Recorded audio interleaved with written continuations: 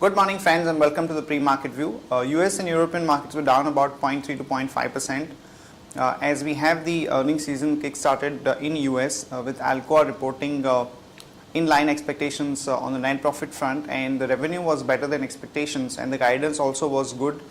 And in Europe we had some weak data points on the jobless claim front as well as the retail sales front.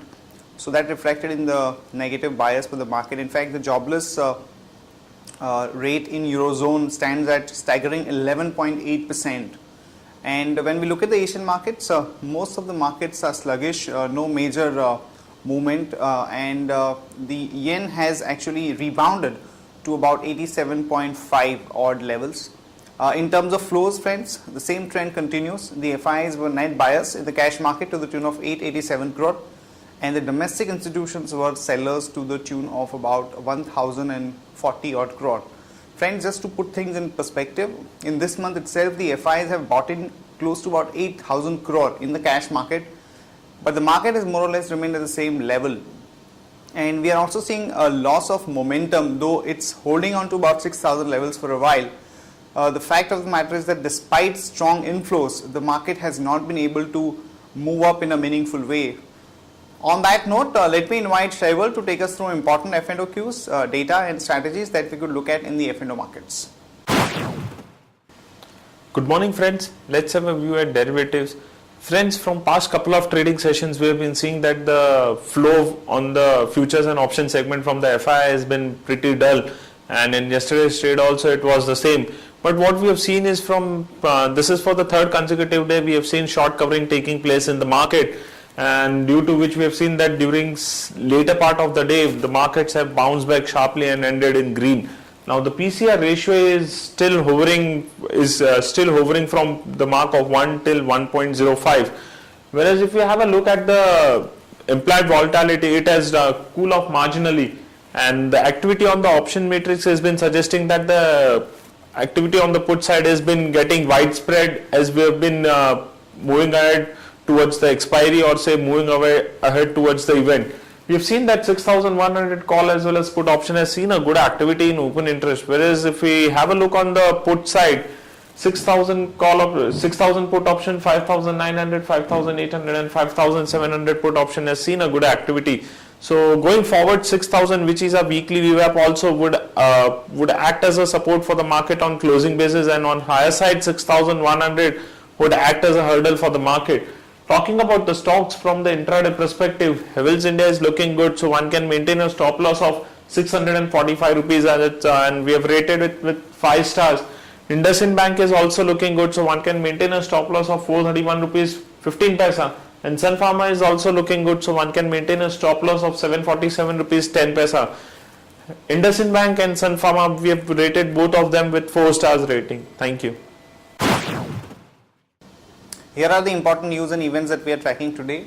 First of all, the Shipping Ministry is going to award 25 projects worth about 11,000 crore by March end, and this would result in increased capacity to the tune of about 250 million ton, which is good news for the port infrastructure companies.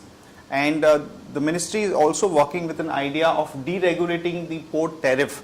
Both these developments are extremely positive for the port infrastructure companies like ABG Shipyard Shipping Corporation, the Great Eastern Shipping Dredging Corporation, L&T, Gujarat Pipavav Port and Adani Port. So watch out for a good positive action in some of these stocks in today's market.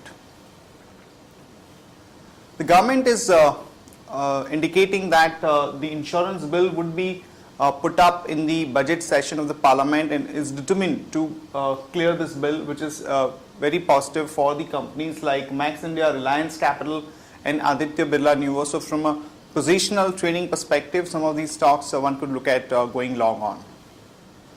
In another development, the stake by the SUTI or SUTI could be gathering steam as the government is able to move ahead with that stake sale, and that would also help to some extent the divestment targets also.